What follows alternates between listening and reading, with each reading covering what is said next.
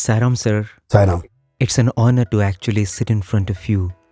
Today, your name has become synonymous with the Ghatam. In 2011, we had the opportunity to see you in Prashantinilayam, and now again for the symphony. Tell me, how does it feel to be part of the Sai Global Symphony, offering your music to Bhagwan on the occasion of his 90th birthday celebrations? Sainam. If a divine grace reaches you or touches you once in your lifetime, that's enough. You don't have a rebirth at all. And for me, I'm fortunate enough to get it again and again in Prashantinilayam. Those last two occasions which you mentioned, actually, 2011, just in front of Swami's Mahasamadhi, I was playing in the band called Shanmukha along with Guru Karakudi. That is still green and fresh and re-energizing me all the time in my mind. Along with that, now I have this added pleasure of, or added exalting, overwhelming feeling of playing in this Sai Symphony, which is composed by the great composer Mike Herting. And again, this opportunity has come to me with the grace of Bhagwan through Guru Karakudi sir. I am really extremely blessed to be part of this wonderful event, and I have very, very special things or experiences that have come to me, especially Sai Symphony.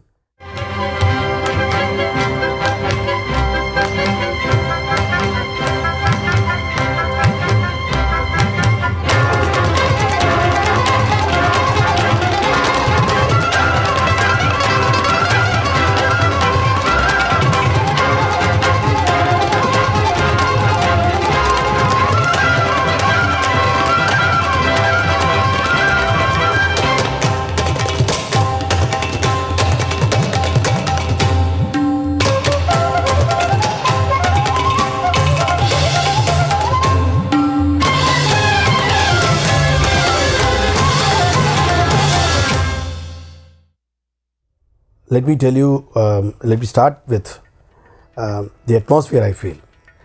I mean, everywhere you see, it's discipline, service, and joy and happiness and love.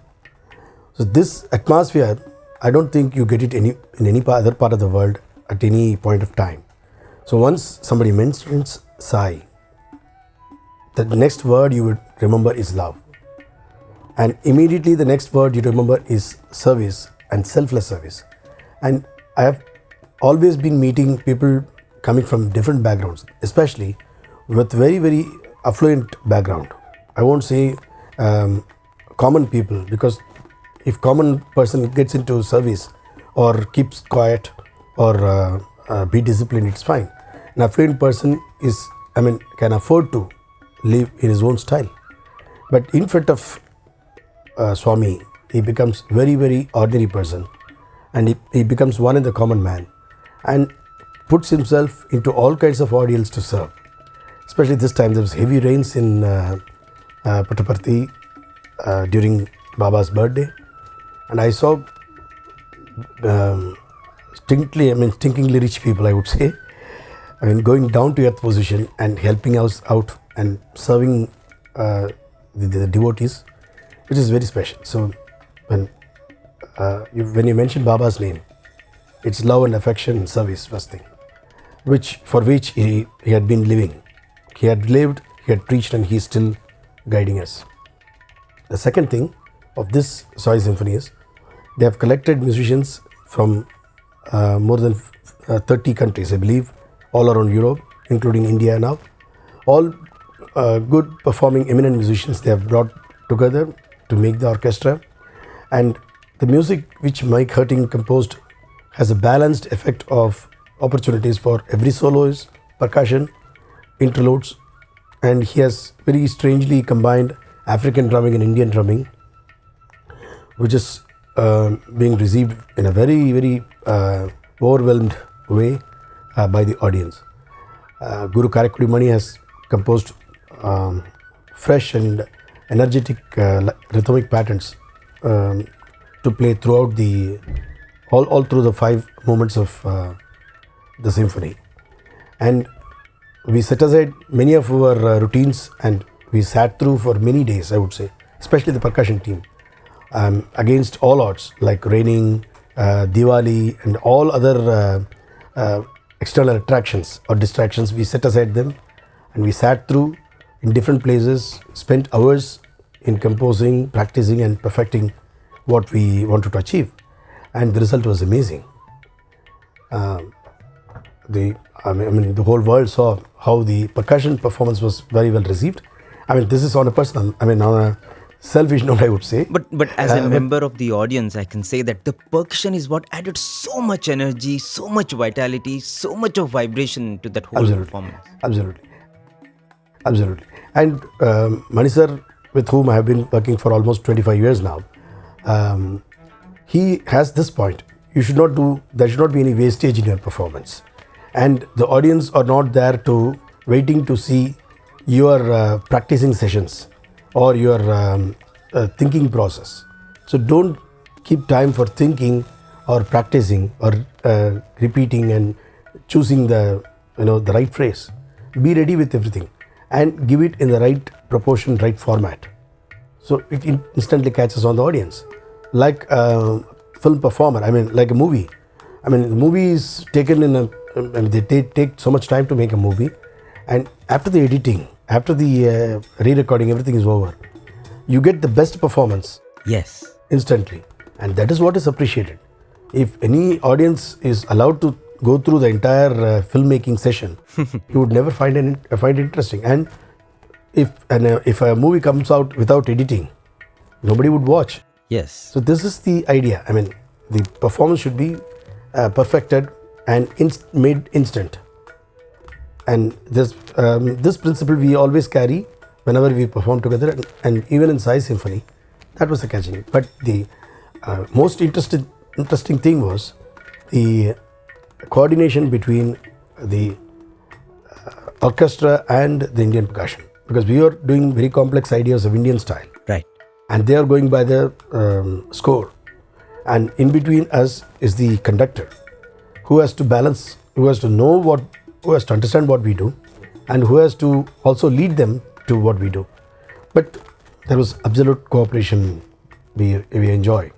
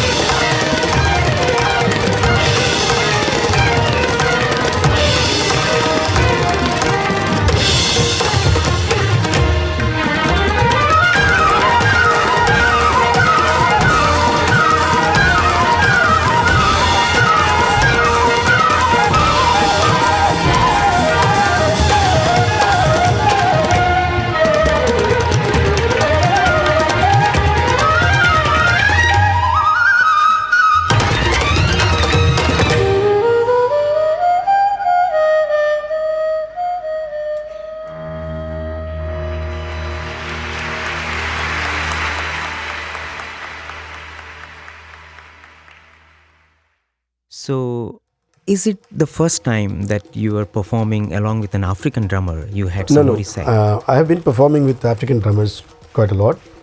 Whenever I go to Europe, I interact with drummers from different parts of the world, from Mediterranean, from Latin American side. All genres I've been working with, and also African drummers. In fact, there was an occasion where I had to play with 4 djembe players, all from all Africans. 3 of them were playing djembe, one bugarabo, and one kamalagoni and balafon. All were poised in front of me, and I had to match them with Indian percussion. I was playing a couple of other percussion instruments as well. So the experience is there, but each artist is different. Comes with a different repertoire. So you have to first befriend him, have him, treat him as your family, the same way he does. And then you start interacting. But they're very sharp, basically. They're two because they're born with rhythm. Everyone is born with rhythm, but the African rhythm is very, very. We, as babies, rest of the world, the babies born, they just cry. But only African babies, I would believe, they dance and cry because dance is part of their system. So they have rhythm all the time. They keep moving their body, kind of. So that is also expressed through their performance. So it's nice and interesting to interact with them, perform with them. It shows. Yeah, because through the expressions are not artificial or just made for the camera or audience. It comes from the heart.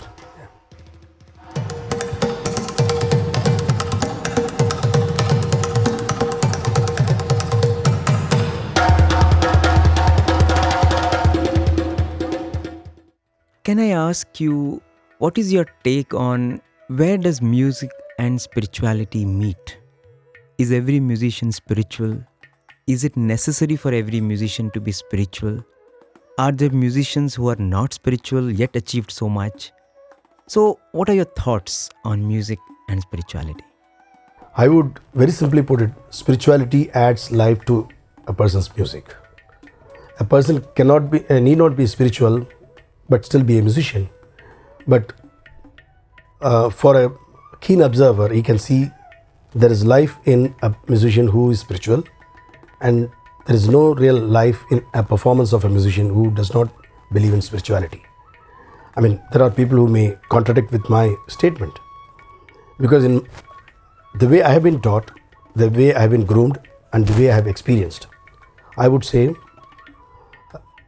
rhythm is the way I communicate, is the means of my communication to God. In a larger perspective, it's music, but since I am a rhythm player and percussion player, every day I sit in front of the portrait of God, my favorite gurus. I sit and play, and every single stroke I feel that I'm communicating to God. I'm doing a prayer or an offering, like another person doing a chanting or a japa or a meditation. I'm doing a puja through my rhythmic phrases, my playing, my physical exertion. I'm offering it to the God, and I instantly feel the grace also. It's not like you promise God, I'm going to tonsure my head, or I offer millions of rupees to your hundi, take care of my family. Nothing like that. I mean, God, this is what you gave me.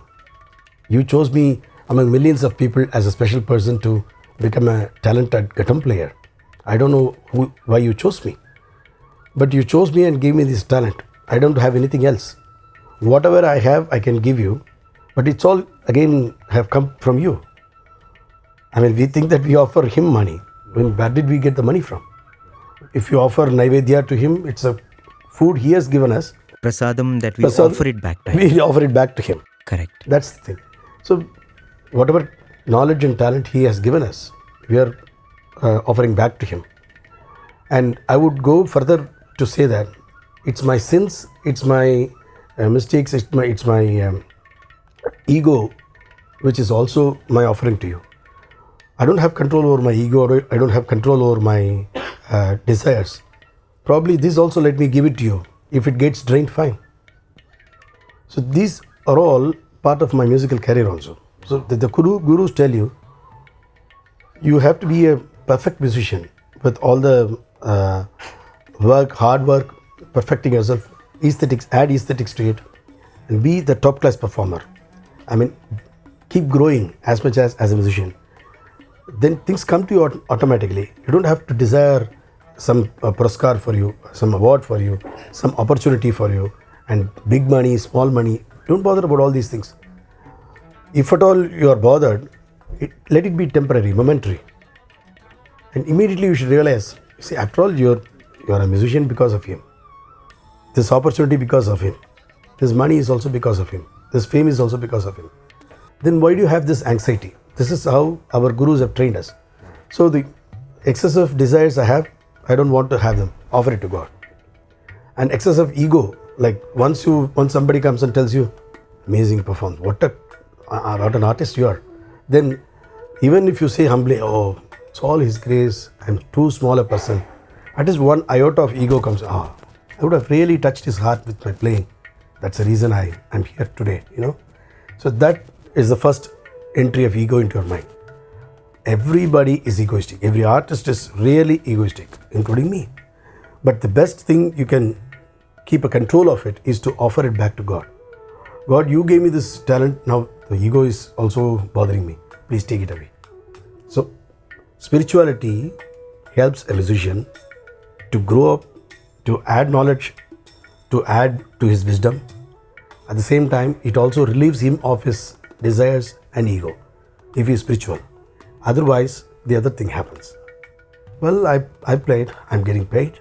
Well, I play. I mean, it's all hard work. If it is hard work, you should be paid with money and fame in the equal level everywhere. Why in some places you play really above your level, in some places you play very ordinary? Why this variation? It's not God who is doing it. It's your mindset. So you think that if you allow God to play inside you, He decides, well, he's my son.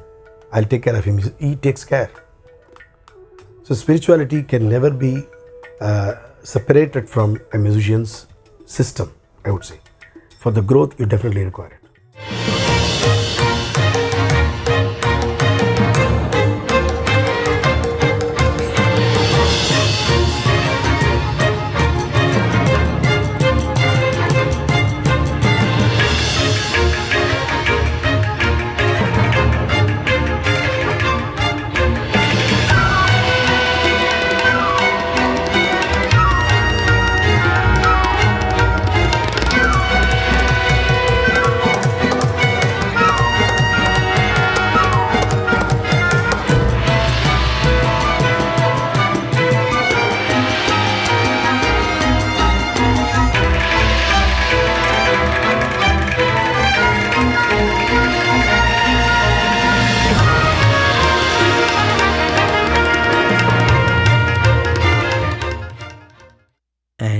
As you said, when you really sincerely become a musician, in its truest sense, you automatically become spiritual. Exactly.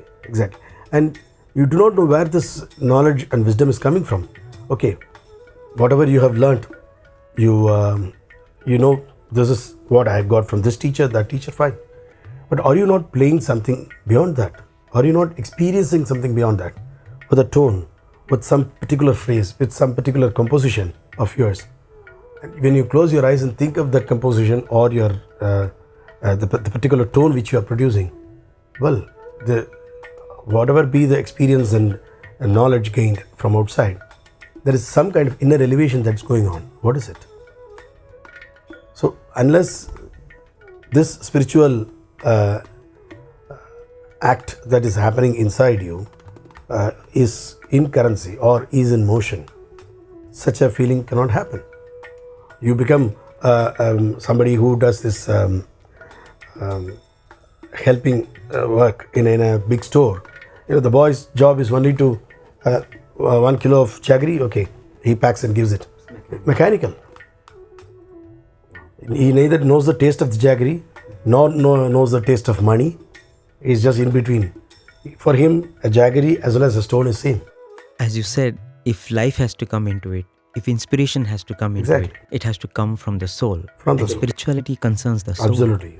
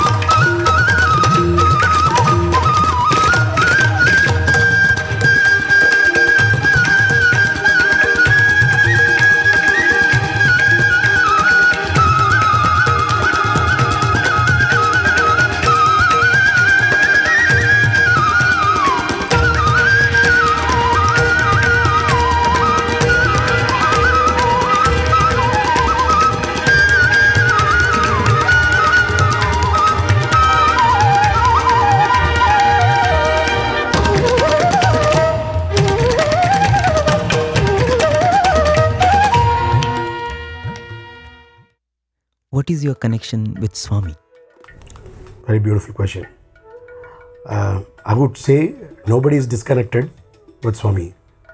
I mean, every individual, every single soul that is around us in this world is directly or indirectly or remotely or cosmetically or cosmically is connected with Swami some way.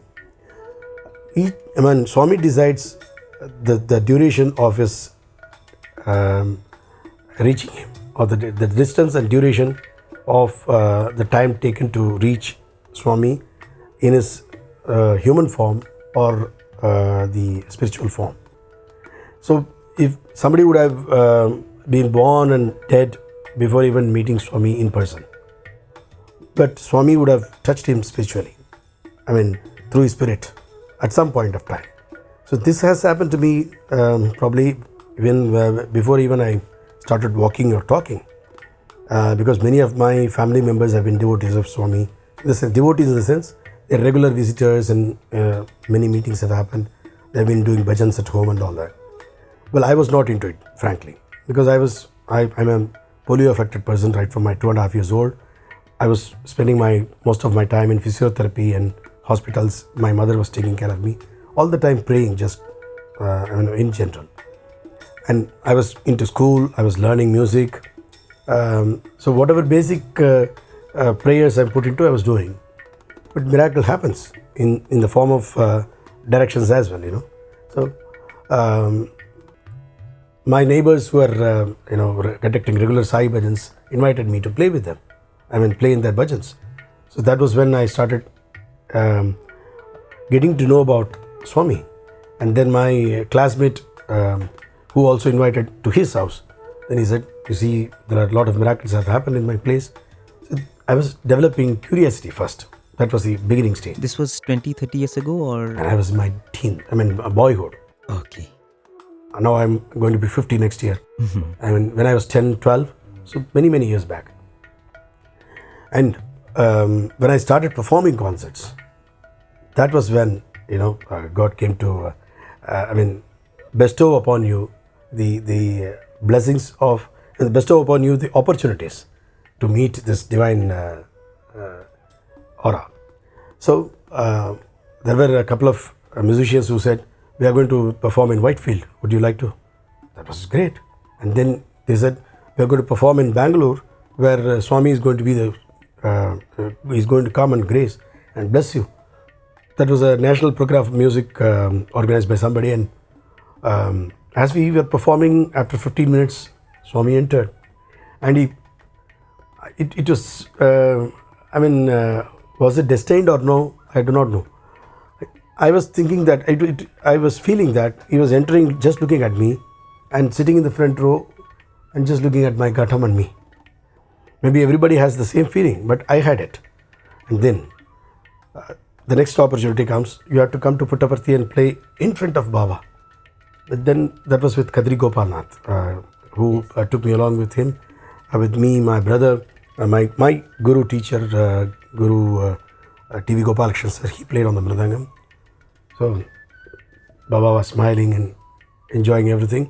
And he took us to his chamber, gave us prasad from his hand. And then my brother wanted to have an autograph. He said, with love, Baba, he wrote, and in a small paper he gave. Right. There is another occasion where I felt I wanted to die. You know what? I was always feeling that I should somehow get the Pada Sparisa of Baba someday. I will definitely get it, but I should wait. I'm waiting for that opportunity. So this next concert with a flute go to Atip duet with Balasai and Durga Prasad, I was performing 2 years later. And early in the morning, we were seated for the darshan. And during darshan time, Swami came and he was going around collecting prayers and requests and all that. And I was saying, Baba, please give me, at least once, for a fraction of a second, I should touch your feet. And he went this way. He came as close as possible and then went the other way. He was playing with me, a couple of times. And then he came to the same way, just stood in front of me, did not even look at me. He just started telling, how are you? All these gestures, beautiful gestures.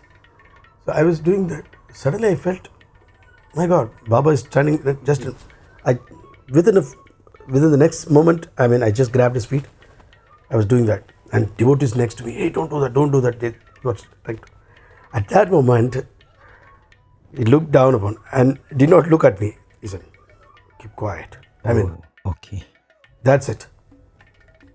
This I saw and tears rolled down like anything. I grabbed. That's the moment I felt, Baba, this is enough. I should die. Because I got there are many reasons. This is a feat which has cleansed the sins of millions. This is a feat that has removed the obstacles and roga, the diseases of so many people. And if I have this opportunity of grabbing it, how much I would have collected and how much it is going to remain with me for my generations and generations. See, not that I'm the only person who had been given that. Probably through me, even the person sitting next to me asking me not to do that, he's also transferred with so much. The moment I touch, I feel that it's electricity, It's the many millions of voltage that passes from me. So this does not happen. My elders and even I have read in scriptures that the best part of a guru's grace comes from, the best of the guru's grace comes from his feet.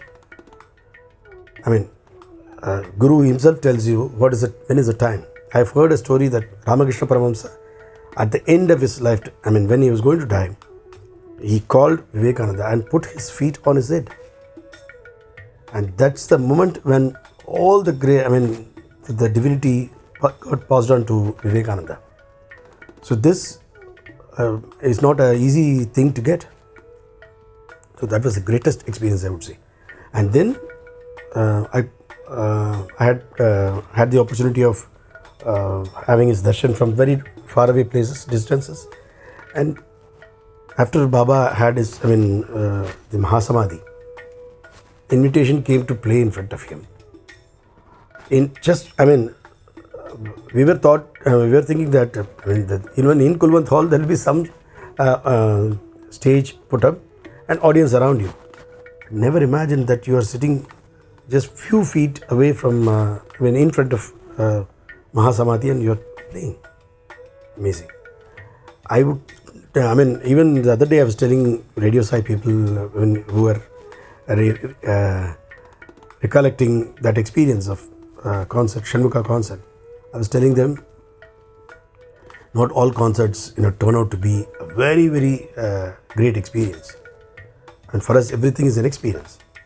And this one, I was not prepared in many ways for that concert, like I used to be prepared for normally. And even today, I cannot forget every stroke of mine was perfect. Every bit of tone I produced. My energy level was amazing. I was feeling I want to play more and more. I recently saw that video in London, in the Sai Samaj, and they were repeating it, again and again for the benefit of the students there. Amazing experience. And just after we finished, normally the audience give thunderous applause, appreciation and all that. For the whole night, I could not even walk back to my room or go out to have my dinner or coffee. Every foot I put, somebody comes to me and says, "Oh, that's great, that's great. You played wonderfully." This I never felt in any of my other concerts.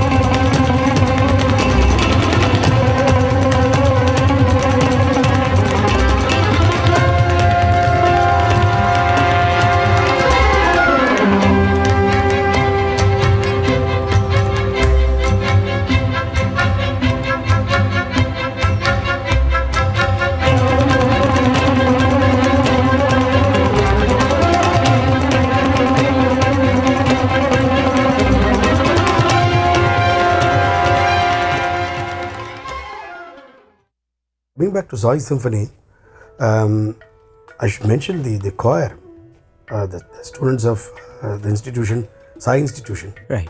I mean, not every singer's music touches you here. Most of them entertain you. Some of them elevate this, the coming together of the voices. You can see they feel everyone, has Swami inside singing for them. And that is being conveyed to you. Every singer feels that. And the choir comes up with love all, serve all, help ever, hurt never. Even person who doesn't believe in those things will say, from today onwards I'll start loving everybody. From today onwards I'll start serving everybody. Such a wonderful feeling. So my hats off to the wonderful choir and Anjana who trained them very beautifully. And everyone has opportunity in Sai Symphony. That's a very good thing. And most of us are devotees of Swami. So we feel that, this is when probably Baba wants us to talk to him. I have seen many devotees going and complaining or going and praying, please save me, please protect me, please relieve me of my pain, all this. Oh, thank you, Baba, for giving me an opportunity to talk to you through my music. That's a wonderful feeling, If somebody, you ask me to talk, I keep on talking. Because there is some listener. You ask me to play, I'm ready to play because I have an audience. So when you have an audience of Baba himself, the joy is limitless. And what you experience also is very profound, and what comes is from the soul, and it connects. And when you're connected, everyone else gets connected. Absolutely. True. Wonderful. Thank you very much. Thank you very much. Sai Ram.